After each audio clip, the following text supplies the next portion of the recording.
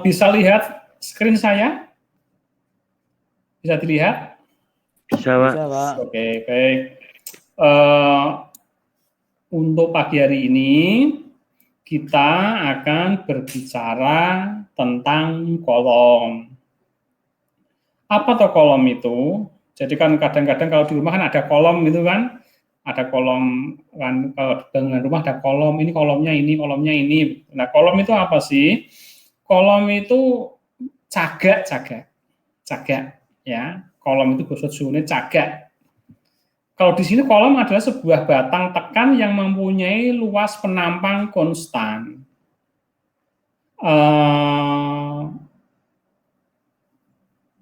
Bebannya tekan ya, ada sebuah batang dengan luas penampangnya konstan tetap, bebannya tekan, bukan tarik loh ya, tekan dia. Cagak itu kan tekan itu mas, cagak rumah. Maka tukang-tukang ini nyebutnya si kolom, yang berdiri-berdiri itu loh, yang ngadek-ngadek di rumah-rumah itu yang disebut dengan cagak itu namanya kolom. Kekuatan kolom sangat dipengaruhi oleh panjang batang, momen inersia, dan jenis bahannya. Kemudian kegagalan pada kolom bisa berupa patah ataupun pengerutan. Pembebanan secara tiba-tiba biasanya menyebabkan pengerutan. Nah, coba kamu lihat ini. Ini ada 2 buah kolom. Kemudian dia mengalami kegagalan. Kamu lihat yang A. Yang A itu terjadi apa itu? Pola tekukan silinder berdinding tipis akibat tekanan. Nah, gitu kan. Kalau ditekan itu akan seperti ini akibatnya kolom itu. Ya, itu. Kalau yang B ini apa? Bebannya puntir. Kalau B kan memuntir kan seperti ini kan. Nah, jadi nanti kalau kamu misalkan di lapangan menjadi seorang konsultan atau bekerja di sebuah konsultan, kemudian ada sebuah kolom kok gagal, kamu bisa mengidentifikasi bentuk gagalnya seperti apa. Nah, dari situ nanti akan bisa dilihat, oh ini gagalnya karena beban tekan atau beban puntir. Itu secara visual bisa kita lihat seperti itu. Nah, kemudian, nah ini anunya ya, penurunan persamaannya ya. Itu kita pakai rumus Euler. Jadi kan dari begini. Ini ada sebuah batang, ujung-ujungnya dikasih beban P. P gitu ya. P. Nah, kemarin ini kan sudah kita bahas kemarin yang itu loh Mas, waktu kita bahas defleksi kemarin ya. Ini kan terjadi defleksi kan ini. Nah, melengkung kan terjadi defleksi. Nah, ini kan di kuadrat per Y per DX kuadrat sama dengan M per I sama dengan, nah ini kan persamaannya kan begini. Gitu ya. Nah, itu bisa dibilang menjadi seperti ini. Nah, itu kalau kita kembangkan lagi, tapi ini tidak usah perhatikan ya, kita itu kan cukup nganunya aja, kita cukup memakai yang sudah jadi aja, nggak perlu penurunan persamaannya. Kita lihat ini. Nah, sudah kita lihat. Ini kita potong. Nah, kita potong-potong begitu kan kita mendapatkan distribusi tegangan dan distribusi beban dan tegangannya kan di sini. Nah, kan seperti itu. Maka coba kamu lihat di kotaknya saja. Nah, ini P kritik, ya ini kamu lihat. P kritik itu sama dengan Pi kuadrat kali E kali I per L kuadrat. E itu apa? E itu adalah modulus elastisitas. Ntar sebelum P kritik itu apa? P kritik itu apa sih? P kritik adalah beban maksimal yang masih mampu ditahan sebelum dia gagal. Ya, P kritik itu adalah beban yang mampu ditahan oleh sebuah kolom sebelum mengalami kegagalan. Namanya P kritik. Ya, nah coba kamu lihat persamaan ini. Kalau begitu persamaannya dipengaruhi oleh apa kan begitu kan? Kalau ada sebuah kolom diberi beban P gitu, nah P kritiknya dia akan menahan beban paling besar atau P kritik itu dipengaruhi oleh yang pertama adalah E. E itu berarti apa? Modulus elastisitas. Kalau modulus elastisitas tambah besar, sekarang saya tanya, Kalau modulositas itu tambah besar, itu sifat materialnya kaku atau ulet? Tambah kaku atau tambah ulet? Semakin besar harga E-nya. Ada yang bisa jawab? Halo? Ada yang bisa jawab enggak? Halo, masih bisa dengar saya? Halo?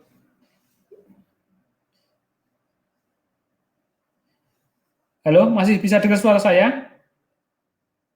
Halo, Mas? Bisa? Halo, Pak. Bisa. Oh, ya udah. Udah meneng gue, tak kira ada lungo. Ya, E itu kalau tambah besar dia tambah kaku, Mas. Material itu tambah kaku.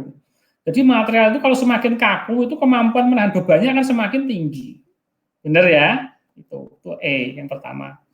Yang berikutnya adalah I. Itu adalah modulus elastisitas. I kok.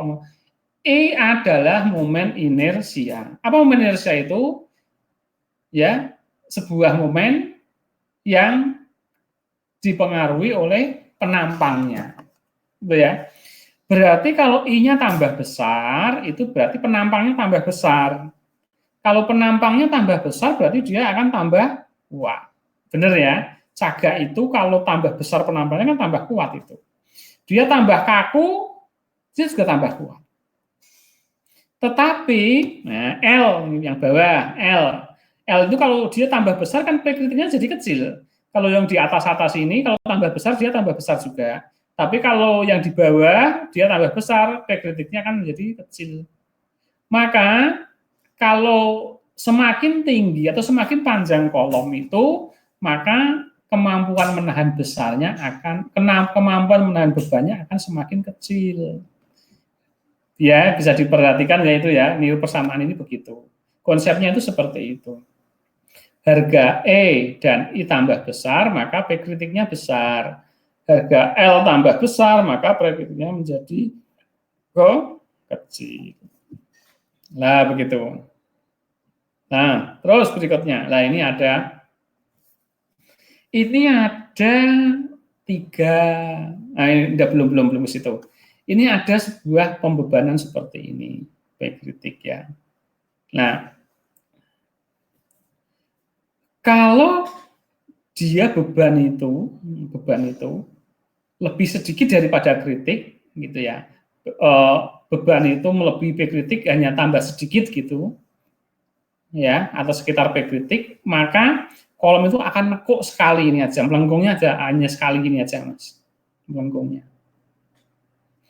Tapi kalau bebannya itu 4 kali P kritik, ya, P kritiknya misalkan P kritiknya 100 kg, dia mampu menahan beban dibebani 101 kg, maka dia akan melengkung seperti ini. Ya, gitu kan. Bagaimana kalau dia dibebani 400 kg? Nah, kalau dia dibebani 400 kg, maka dia akan begini dua P kritik ini, ada dua lengkungan begini. Kalau dia dibebani 900 kg, nanti gagalannya akan menjadi 3 begini, dan seterusnya. Ya, dan seterusnya. Jadi kalau semakin beban itu semakin berat, maka kegagalannya akan semakin banyak juga. Ya, seperti itu. Ini ada 4 kasus. 4 kasus model pembebanan pada ujung-ujung kolom. Kasus pertama itu apabila seperti ini. Bagian bawah itu dimatikan, panjangnya L ya, bagian atas lepas, bebas, kenapa? Misalnya kayak cagak gendero begitu ya, ujungnya dilepaskan, bawahnya kan diikat seperti ini. Maka akan berlaku seperti ini. L efektif sama dengan 2L. Ya, L efektifnya sama dengan 2L.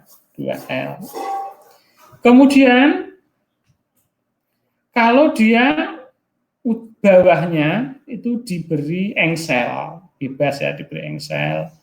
Kemudian atasnya diberi engsel, tetapi bebannya diarahkan. Kalau ini kan bebas. Kalau ini diarahkan bebannya. Diarahkan tapi ini diberi engsel, maka L efektif sama dengan L. L efektif sama dengan L. Berikutnya lagi, kalau dia bagian bawah dimatikan, bagian atas diberi engsel seperti ini, maka L efektifnya sama dengan 0,7 L. Ya, 0,7 L. Terus bagaimana kalau bebannya dia, ujungnya dimatikan semua, ini dimatikan semua, maka LE sama dengan P. LE sama dengan L efektif sama dengan setengah L. Itu ya, kalau begini seolah-olah panjangnya 2L. Ini kalau begini seolah-olah panjangnya 2L. Justru kalau yang begini, ini kan seharusnya, nah ini seolah-olah panjangnya adalah setengah L. Nah, sekarang saya kembali ke sini lagi, ke persamaan tadi. Saya kembali ke persamaan tadi ini. Nah, kalau ini diterapkan ke kasus 4 kasus tadi, maka ini sama dengan L efektif ya, L efektif. Maka L ini sama dengan L efektif. Ya, L ini sama dengan L efektif. Sehingga dari kasus ini, kira-kira kalau dimasukkan ke dalam rumus ini, mana yang paling P kritiknya paling besar? Nah, mana P kritiknya yang paling besar kalau harga LE ini dimasukkan ke sana tadi? Berarti itu kan dimasukkan, tadi kan L kuadrat menjadi, kalau ini menjadi 4L kuadrat, ini menjadi L kuadrat, ini menjadi berapa ini? 0,4,9 L kuadrat, ini menjadi berapa? 2,5 L kuadrat, begitu kan? Dari 4 kasus ini, mana yang P kritiknya paling besar? Ya, kasus A, B, C, atau D, yang mana yang paling kuat? P kritiknya yang paling besar yang mana? P kritiknya yang paling besar adalah yang ini, yang kasus D. Karena kan 0, tadi ini kan 0,5 L. Kalau 0,8 paling kecil, kalau ini dimasukkan ke sini kan P kritiknya jadi besar. Kalau kasus pertama 2L dimasukkan sini kan P kritiknya jadi kecil. Artinya apa? Dari 5 ini yang paling mampu menahan beban itu adalah yang nomor yang D ini. Itu ya, yang D ini ya. Ini adalah yang paling tidak kuat yang mana? Yang ini. Jelas ya? Jadi kalau ujungnya bebas, agak genjrot dikasih beban, itu ya sudah, itu yang paling tidak kuat itu. Yang paling kuat seperti ini. Nah, seperti itu. Ya, itu adalah kolom. Nah, sekarang coba kamu lihat ini. Kamu lihat ini. Ini ada sebuah tiang gitu, dibebani dengan beban P. Nah, gitu ya. Pertanyaan saya, kalau ini dia gagal itu berarti kan dia akan melengkung kan, begitu kan, melengkung. Kira-kira melengkungnya ke arah sumbu Z atau ke arah sumbu Y? Kalau melengkung ke sini berarti ke sumbu Y, atau melengkung ke sana ke sumbu Z. Kira-kira kemana arahnya melengkungnya itu? Ke sumbu Y, Pak. Sumbu Y, Pak. Oh, ke sumbu Y. Melengkungnya ke sini. Oh, kalau gagal? Iya, kalau gagal kan dia kan melengkung. Melengkungnya ke arah sumbu Y, begini, melengkung begini, atau dia melengkung ke arah sumbu Z? Ayo, melengkungnya ke Y ke besok atau ke Z? Ayo, ini permukaannya, penampangnya berbeda loh. Ayo, ke arah sumbu Y atau ke arah sumbu Z? Kamu harus tahu ini. Kemana? Ke arah sumbu. Ayo, ke arah Z. Ke arah Z sini. Loh, kan malah kuat, Mas. Tebal kan ini. Ini kan tebal, toh, Mas. Ini kan tebal, toh. Masa melengkungnya ke sumbu Z? Melengkungnya ke sisi yang paling tipis, toh, yo. Bener, toh? Yang paling tipis berarti melengkungnya ke sumbu Y. Ini, kue nak duwe pesomu itu akan kaku apabila ke arah atas ke bawah atau ke kiri ke kanan nyamping. Pesomu. Atas ke bawah. Pesomu. Iya, ke atas ke bawah toh pesomu toh. Ya yang ke arah itu loh, ke arah permukaannya yang lebar toh. Ya. Kenapa? Karena kalau ke sumbu Z itu momen inersianya kecil, ke arah sumbu Z momen inersianya besar.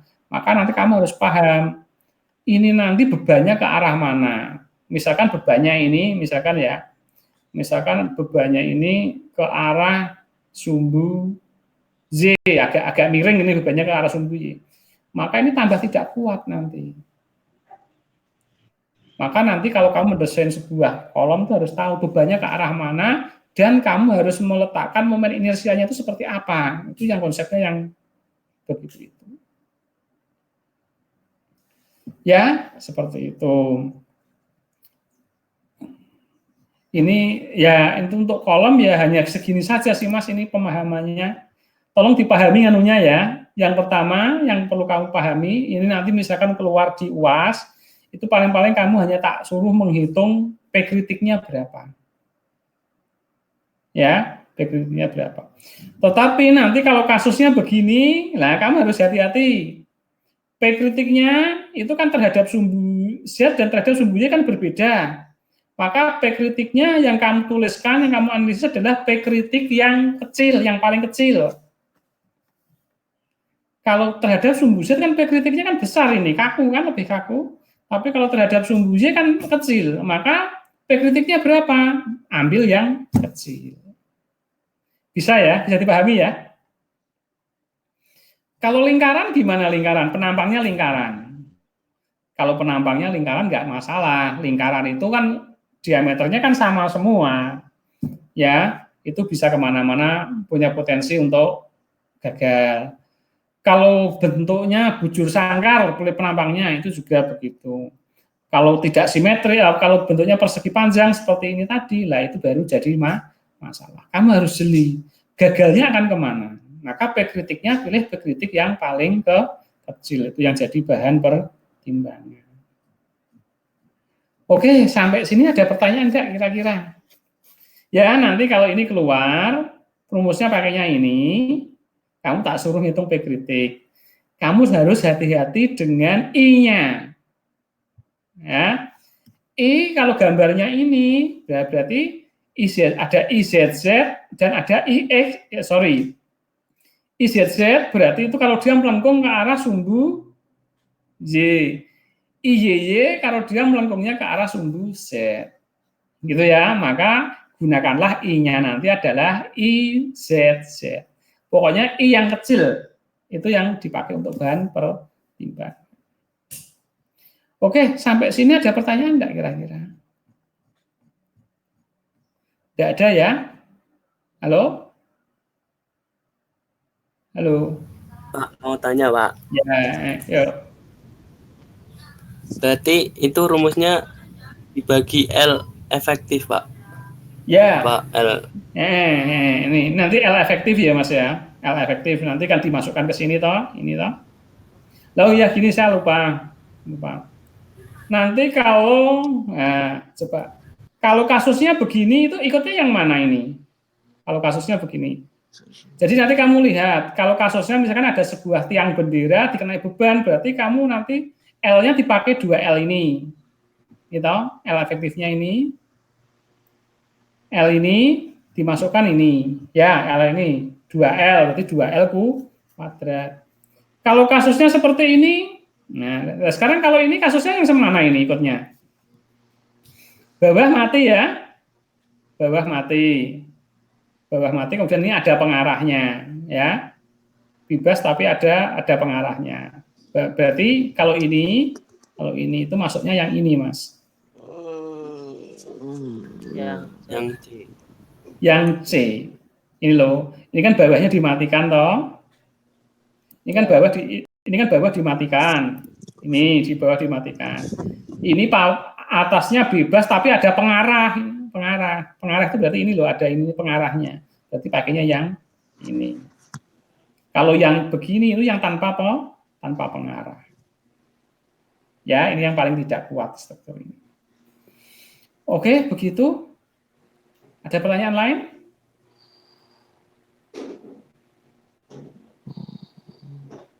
Oke, kalau tidak ada cukup ya. Nah, ini untuk selanjutnya nanti mungkin nggak nganu sih, nggak kuliah kita hanya pendek-pendek saja nanti untuk selanjutnya. Maksudnya ini kita sudah melewati masa-masa sulit gitu loh Mas. Ya kemarin sudah kita lewati sampai defleksi itu masa-masa sulit. Ini sudah agak nganu lah, relatif gampang lah. Baik, kalau tidak ada kita tutup saja ya. Iya Pak. Baik, kita tutup dengan bacaan hamdalah. Alhamdulillahirabbil alamin. Alhamdulillah. Alhamdulillah.